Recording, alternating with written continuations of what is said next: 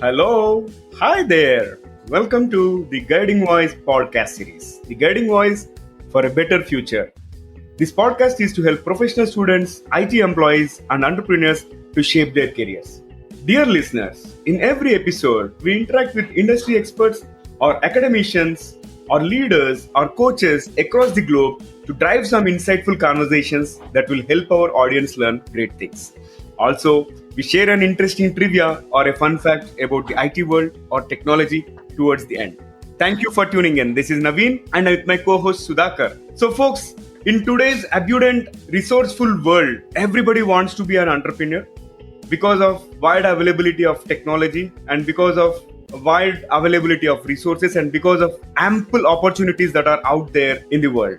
So do you think entrepreneurship is for anyone and everyone? So today we are going to discuss the topic, what is entrepreneurship and what it means to an individual. So we are pleased to welcome Narasimha to our show. Narasimha Rao Vadde is currently heading multiple startups from IT services, IT staffing, IT products, and e-commerce platforms. He has been instrumental in scaling up these entities from scratch to decent size within the short span of last 2-3 years. Prior to these, he was part of senior leadership roles in Wipro, VIT, Capgemini, and Kanbay. This interaction is all about his journey and experiences that transformed him to be an entrepreneur. He is driven by passion for people and performance, and particularly interested in organizational efficiency and customer delight. Besides work, Narasimha is very passionate about travel, exploring places, local dishes, interacting with local people. He loves to be involved in nature and activities related to nature. Narasimha, welcome to our show. Thank you so much, Mr. Sudhakar and Naveen. I do appreciate for having me here. Thank you. Pleasure is all ours, Narasimha. Can we get started? Yeah. Okay, so Narasimha, can we briefly talk about your career journey? It will be great to know how you rose up to heading multiple startups. Because nowadays, handling one startup itself is a big thing.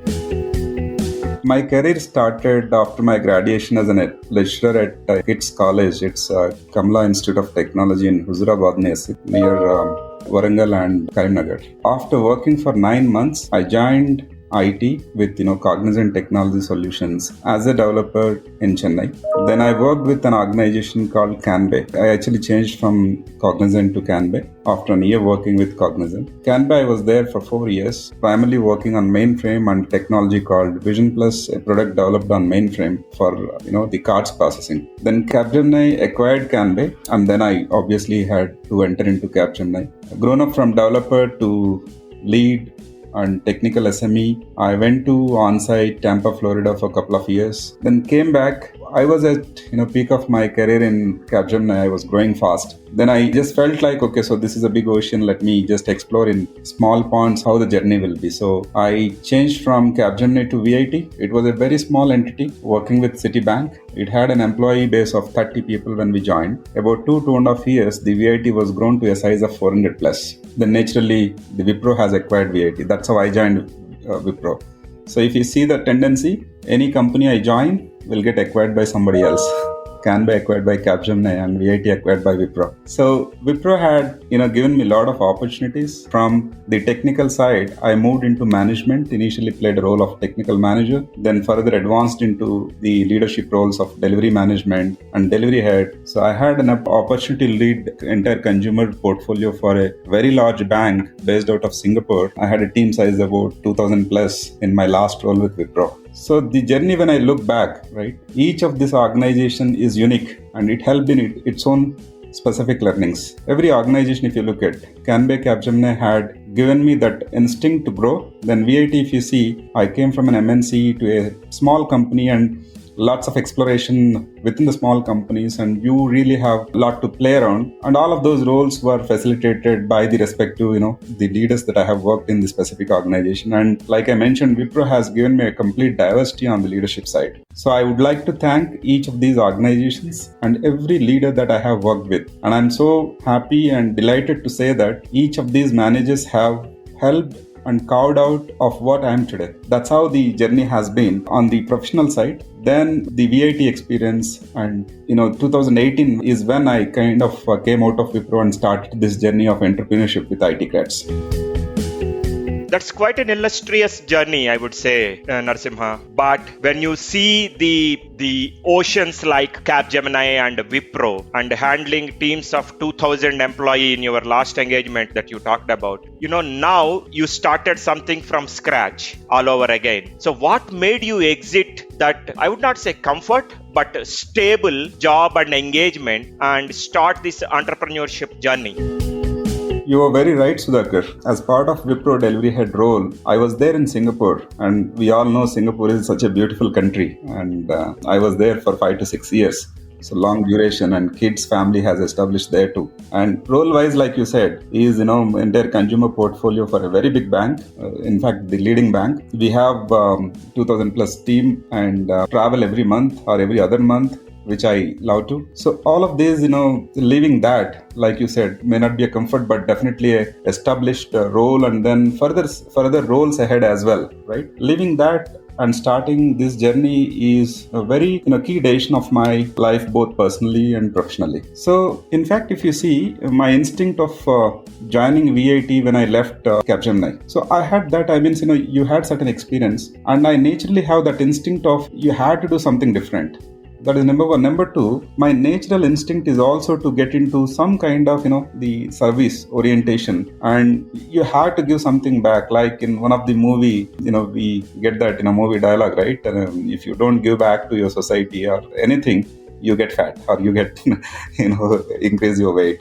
So on lighter note though, but yeah, I'm so serious about it. And in fact, if you see, I would love to get into civil services, but for various personal and family reasons, after my graduation, I couldn't get into civil services. So the thought of entrepreneur has been going on for some time. I think it is since 2010, it has been going on. But one needed to have that experience and expertise to handle that. It's not that everyone can get into and do. You need to have a lot of experience, expertise, connections, the industry-wide knowledge. All of this is needed. And I felt the coincidence is also that 2018, we were discussing with one of my friends about this opportunity to kickstart, and I felt like, this is a good time for me to start off, which has been running around. And that's how we embarked into this decision, and absolutely no hesitation. And thanks to my family and everybody, friends, circle, all of them who supported me to take kind of said, you will succeed wherever you go, and this is the right time to join or start off. So that's how, without hesitation, I left my very good role, very good company, and very good cycle that I have in Wipro, and jumped into it. That's great, Narasimha. So glad to know more about you. So in the interest of our audience who want to understand the pros and cons of this entrepreneurship, how do you see your own entrepreneurship journey?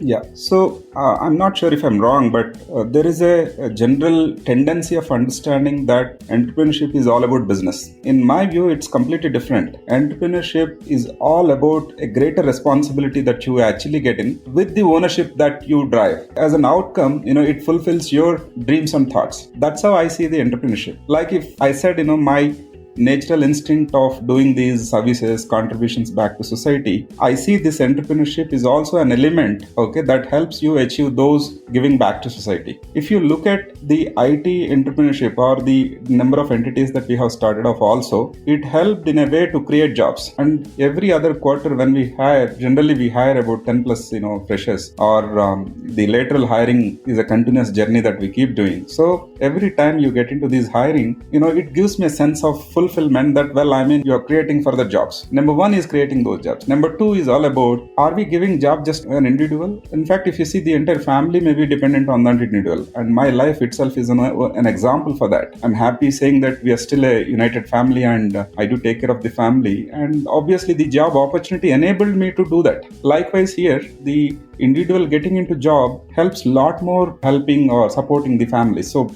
that's the second aspect. The third and most important aspect, and one of the very close to my heart aspect, is also that people. And if you see, every time anywhere I am, there will be 5 to 10 people around me. So I love to be with people. The people growth, if you can enable, there is a proverb also: people comes with people, people go with people, right? Nothing else.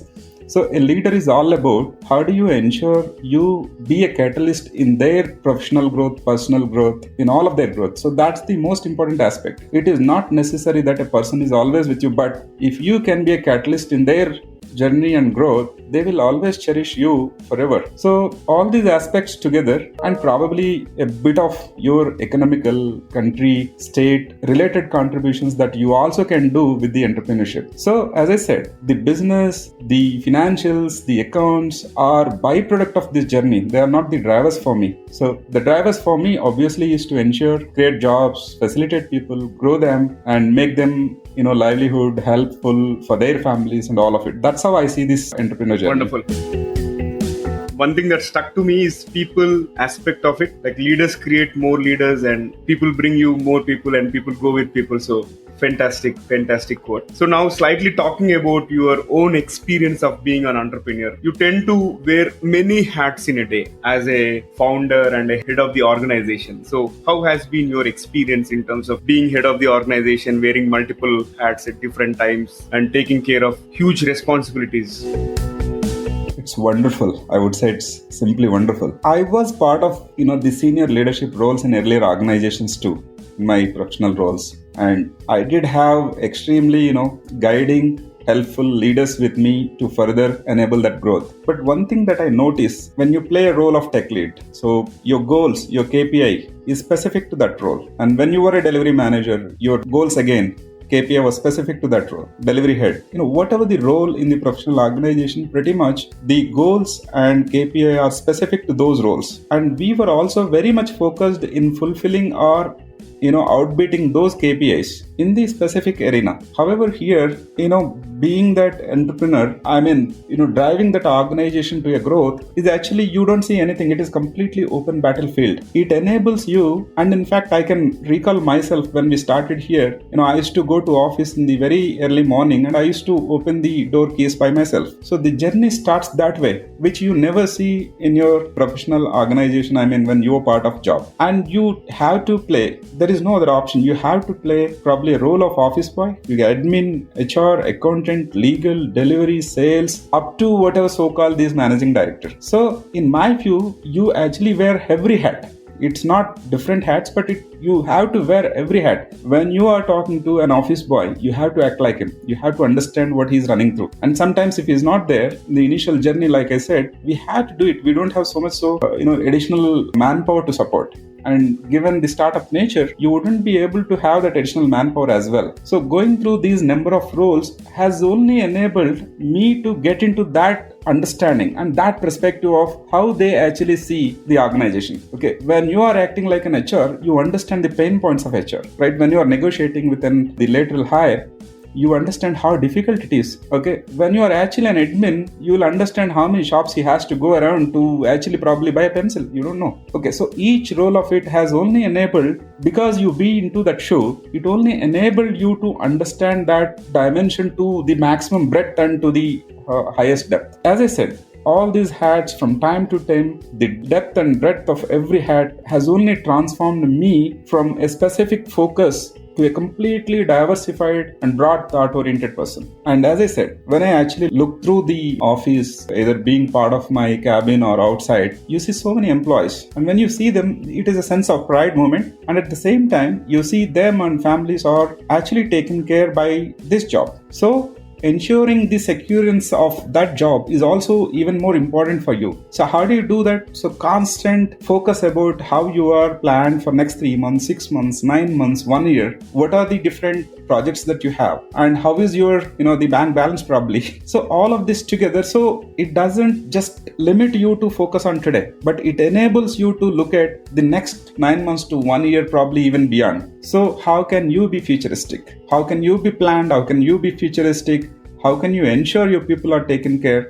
So all these elements together takes you to a very huge learning curve. And I'm so blessed to have this journey. And I would like to really thank all of these employees base that we have and various partners that we have, all of them in enriching my experience day by day. So well put, Narasimha. The fact that you wear every hat, unlike what Naveen said, different hats. I like it the way you put it. You wear every hat. That gives you better appreciation and perspective and dimension, which helps you to have the larger responsibility seamlessly. Amazing. So Narasimha, if you have to talk about a couple of most important initiatives that you have taken in the last couple of years of your entrepreneur journey, what will you talk about? Oh yeah, this is very close to my heart. I love this question. Before we started this journey, and even if you go back to your school days, right, you have probably subjects of like maths, physics, social. And I'm good at maths, and suppose I'm good at physics, but I'm not good at social. We all used to be called up saying that spend more time on social. I'm sure you all agree with me that. Yeah, focus on your weakness. Absolutely. So, like, let's say somebody is weak on maths. They used to say instead of 1 hour, you spend 2 hours, 3 hours, 4 hours on maths. Okay, you do more practice. That's what we have learned throughout our curriculum system, school, college, whatever it could be, and even naturally after that. Okay. So here, what we actually sensed is, looking back at my own experience of working with Wipro, VIT, Capgemini, all these organizations, where did I get the maximum kick? Where did I get the maximum adrenaline? When I look back, it is something I have got when I actually love to do what I'm good at. So when I'm spending more time on, like, let's say I'm not good at technology, suppose, and I need to be an architect. So if I spend more and more and more and time on technology and trying to be an architect, because I'm not good at technology, I can never be an architect per se. So what is that I'm trying to pump in, which only adds me more stress, more discomfort, more frustration. And we start feeling that I am unfit, rather to look at where I am more fitted. So there is a slight concept that we have built here, which is called strength-based organization. What exactly this means, before we get into that, I would like to give a very generic, the example also. That see, you take a child and you push him into music. The numerous hours of training, like what Mr. A.R. Rahman would have done. He was also from child, he is into this music, learning, all of it, right? So whatever the amount of energy that Mr. A.R. Rahman has spent, you ask this child to spend and ensure that, he has spent. Are you confident that this child can become A.R. Rahman? So you are thinking, you can say yes or no. It depends on whether naturally this child is good at music or not. If suppose this guy is not good at music, he cannot become A.R. Rahman. He can become a musician per se. You see the difference. I mean, he can definitely, because he gets that skill by training or by exercise or whatever it could be. Okay. Now, if you see the other way, this is what we call as natural talent. The other way around is Mr. A.R. Rahman has natural talent, and suppose if he doesn't do this huge amount of training, coaching, whatever it could be, can he again become A.R. Rahman? No. That means you need to apply that kind of exercise, the time, energy onto your natural talent, then it becomes your core strength. So this is the concept that we have actually used in our organization. And in fact, we have taken a scientific approach by using Mr. Gallup Strengths Finder, the test. And we use that reports. And I would like to thank Mr. YK, his name is Kishore. He was our coach. He helped us to, build this. So we identify the talents. And if somebody is good at technology, give them the technology role. If somebody is in delivery, somebody is good in people management, somebody has HR attributes. So what we say is push an individual or enable an individual in a role where they are good at than pushing them on the weakness. Don't try to give a delivery role for a technology architect guy. He will only suffer and he will get frustrated. So that's the concept we have taken, which is called strength-based organization concept. It is very successful in our organization. We have seen a drastic changes by enabling this because people are happy about what they are doing and naturally you get more productivity. And I strongly believe in something called build your people. You don't need to build business. You build your people and people in return will build businesses for you. The second aspect that we looked at taking this fundamental belief that I have is, every organization has vision, values being defined and they will put on websites everywhere, right? If you see, mostly these vision values would come from founders or maybe from some external consultants, right? There will be like KPMG or all these significant players who come in and say, hey, this is your vision, this is your value system. But what we have done differently is we have engaged our employees to define what is the vision and values for us. So I believe, nobody would have really done this, and at least I have not seen in entire my professional career that the employee defining a vision and values for organization. What more can be cherishing than this? That means your employee is as equivalent as owner, employee is as part of as owner, employee is as involved as owner. So we together had an exercise to define the vision and value. So as you asked, Mr. Sudhakar, two important, and I said these are very close to my heart, and because again these are related to people, right? So one is about strength-based organization, the other one is we engage our employees in most of our critical decisions that we take, and one such classic example is building our vision and values. Amazing. So you're putting your employees at the forefront and let them navigate, and they were part of the entire journey, and you will do wonders. Amazing thoughts. Narasimha, so far we have been talking very professional side of the conversation. So let us get into some personal aspects of Narasimha. Are you ready for a quick rapid fire round? Oh yeah, this is a surprise. Yeah, so we'd like to fire the first bullet. How do you define Narasimha in one word? Value and ethical system. Wonderful. And what is your favorite movie? I have two movies, Gladiator and Awesome. 300. Okay, third one. What is a weird food that you have ever tasted so far? Okay, so as part of my Singapore journey, we went to a restaurant. It's a very signature restaurant called Tanglak. It's a Chinese restaurant. When we took our client, it's the first time I went there with my client, and the client is Chinese, so they preferred that. And it is a very signature restaurant. And every single element that I tasted was, you know how it would be. And who is one person that you look up to? My very first school teacher, and his name is, Mr. Nagaya. I have to talk about him a little. He actually traveled 9 kilometers walk to give that initial education to us. I'm sure without whom, I don't think we would be getting into that front line. So one last one for the rapid fire. Success for you is what? Success for me is simple. Your presence should be so pleasant and yet so impactful. Wonderful. Over to you, Sudhakar. Wow. Thank you for such an amazing rapid fire answers, Narasimha. One final question for the session. What would be your key sharing to our audience who want to make it big in their life? Well, I'm not sure if I'm, eligible to give message, but I can definitely share something. All my experience. Each of us are good at something. Like I talked about strength-based organization. Each individual is extremely good at something. The fundamental lagging is in identifying where we are good at. So I would suggest you identify what your natural talent is. In fact, an hour back, I was talking to one of my associates and we were discussing about that. Your body talks. It is true. Your body talks. One day you feel lighter. One day you feel heavier.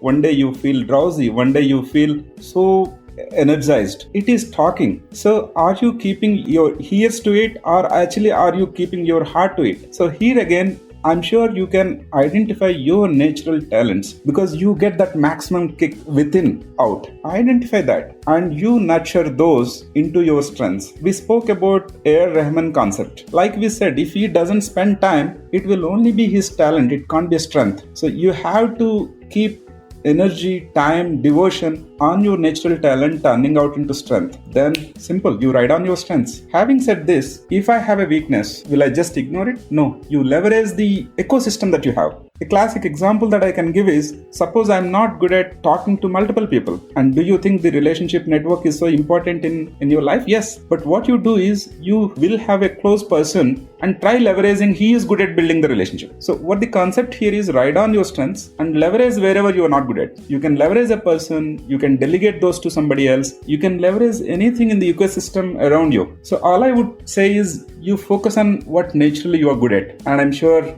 things will just fall in your place.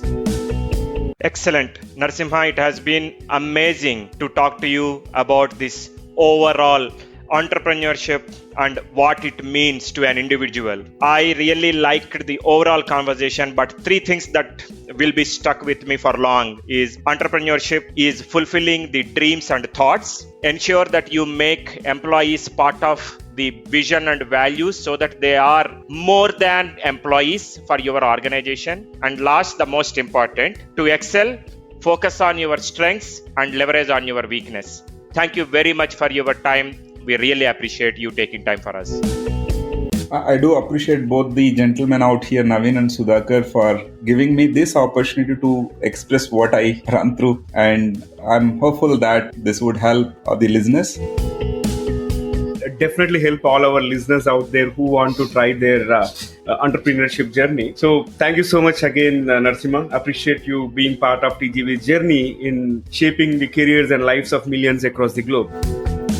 And folks, if you have liked this episode, please share with at least 3 of your friends or colleagues for whom you care for. Because the Guiding Voice podcast series is a purely not-for-profit venture, and our team puts in a lot of effort to bring the best conversations to all our listeners. And our purpose is very clear. We want to provide curated guidance to all the professional students out there, be it from engineering, B schools, and all the IT employees and entrepreneurs, so that all of you can make informed decisions based on the insights that are driven by the industry experts, coaches, leaders, or academicians across the globe. Because if you share this with your friends, it helps them also learn great insights from every episode. Or if you're listening to the Guiding Voice podcast on the Apple podcast, please do not forget to leave a review and a 5-star rating, because every rating will help us expand our reach and contribute to our mission to shape the careers and lives of millions of people across the globe. And if you are watching the episode on YouTube, please do not forget to hit the like button and subscribe to our channel. And last but not the least, I want to reiterate, please share with at least 3 of your friends or colleagues. Thank you so much in advance. Alright, so it brings us to the trivia segment of today's episode. And folks, today's trivia is about Apple's iPod test. Do you know how was Apple's iPod initial prototype tested? I think you started thinking, but let me reveal the secret as per the ritual. Steve Jobs took the very first prototype of Apple iPod and plunged it into the water. And what happened is some water bubbles gushed out. So he used the bubble to indicate that there was empty space and asked the developers to make it even more compact. So that's how differently and creatively leaders think. No wonder why Apple products are so elegant. Interesting, isn't it? Thank you for listening. There is more in store, folks. Stay tuned. Take care. Be safe. Until next time. Bye-bye. And we are signing off.